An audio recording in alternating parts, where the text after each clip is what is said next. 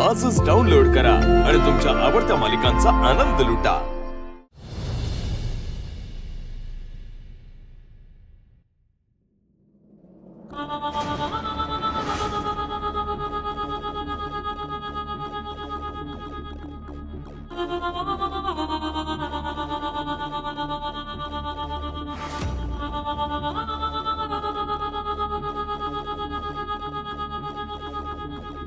कुठे आहे ती मीरा?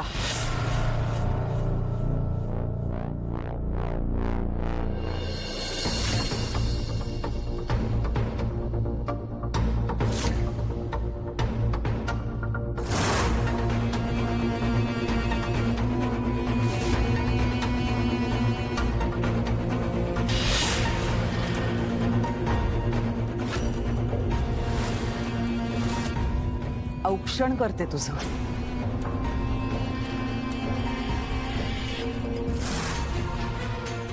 एवढा मोठा पराक्रम करून आलीस।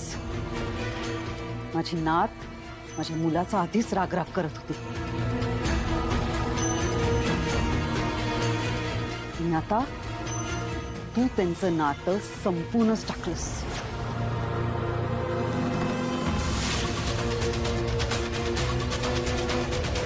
आई साहेब, मी वेदाशी बोलते, तिला समजवते मी।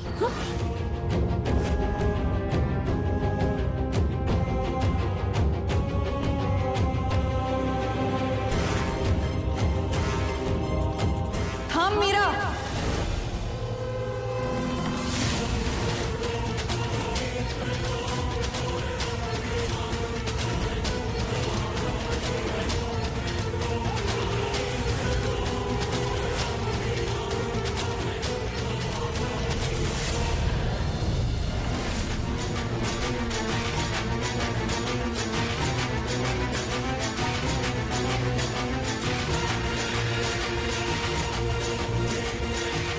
काहीही गरज नाहीये तिच्याशी बोलायची।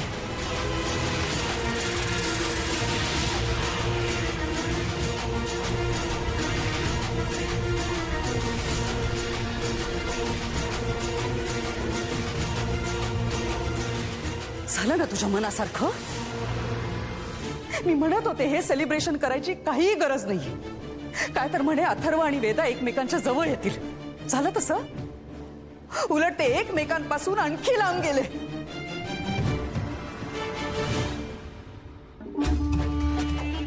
अंबिका गेल्यापासून मी वेदाला सांभाळलं। तिला काय हवं काय नको ते माहितीये मला, पण हिला असं वाटतं की हिला वेदाचं मन माझ्यापेक्षा जास्त कळतं। सतत सतत स्वतःची मनमानी करत असते। माझ्या अथर्वला फसवून त्याच्याशी लग्न केलं आणि आता वेदाला स्वतःची आई म्हणवते।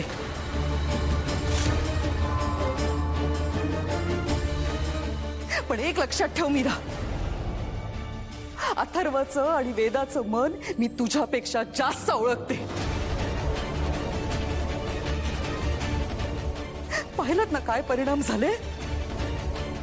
आता कोणाला तोंड दाखवायचं आम्ही?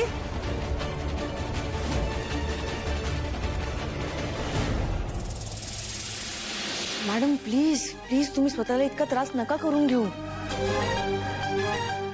आता अथर्वला आपली खरी गरज आहे। शेवटी कसं आहे, अथर्व आणि वेदाला आपणच सांभाळून घेणार। हो ना, खरं बोलतेस। आता यापुढे आपणच त्या दोघांना एकत्र आणण्याचा प्रयत्न सुरू करूया। हिचं काय आहे, नुसतं वरवर दाखवायचं। मी वेदासाठी याव केलंय, वेदासाठी त्याव केलंय, आणि मनात काय, तर दोघांना वेगळं कसं करायचं ते।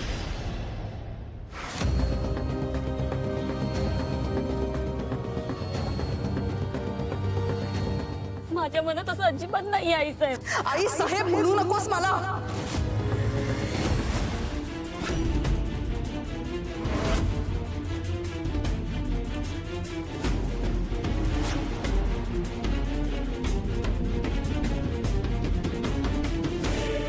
दादासाहेब, तुम्ही कायम या मुलीला तुमच्या पाठीशी घालत आहात। मला सांगा, आज पण तुम्हाला तीच बरोबर वाटते?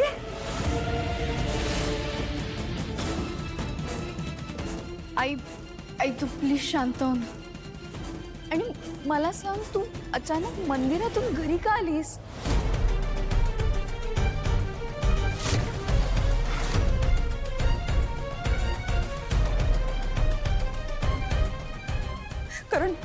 कारण माझं मन मला सांगत होतं की काहीतरी विचित्र घडणार आहे, आणि माझं कोणी ऐकायला तयारच नव्हतं, तुम्ही सुद्धा. आता दादासाहेबच माझं जर का ऐकणार नसतील तर मला तिथे थांबण्यात काही रसच नव्हता, म्हणून निघून आले मी. आज माझ्या मुलाचा सगळ्यांसमोर अपमान झाला. इतका प्रेमळ बाप आहे तो, आणि त्याला खुनी ठरवलं गेलं.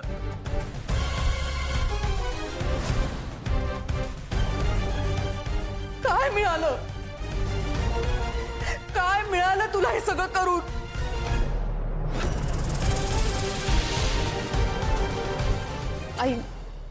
आई तू प्लीज शांत हो ना. आपण हे सगळं इथेच थांबूया का प्लीज?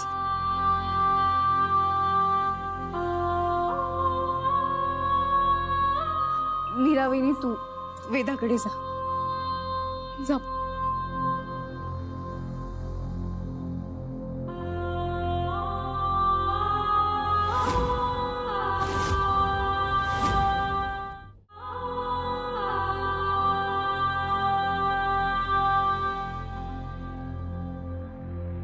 आता तरी काही बोलणार आहात का असे शांत उभे राहणार आहात? तुझं न ऐकून मी खूप मोठी चूक केली मंजिरी. रस्त्यावरच्या एका कुठल्या तरी वेड्या माणसाला सिद्धपुरुष समजून त्याच्या बोलण्यावर विश्वास ठेवून मी तुझ्या इतक्या वर्षांच्या त्यागावर पाणी फिरवलं.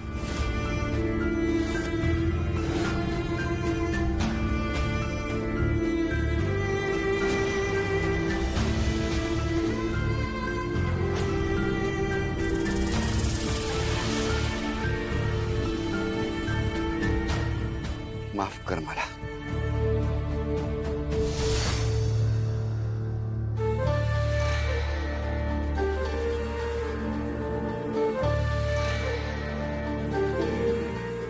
तुम्ही माफी मागावी म्हणून हे सगळं नाही बोलले.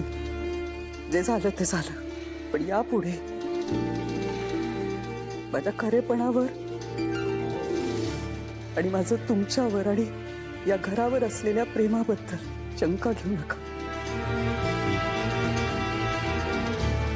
तुमचं शंका घेणं मला यातना देतं, त्यापेक्षा मी मरण पत्करेन.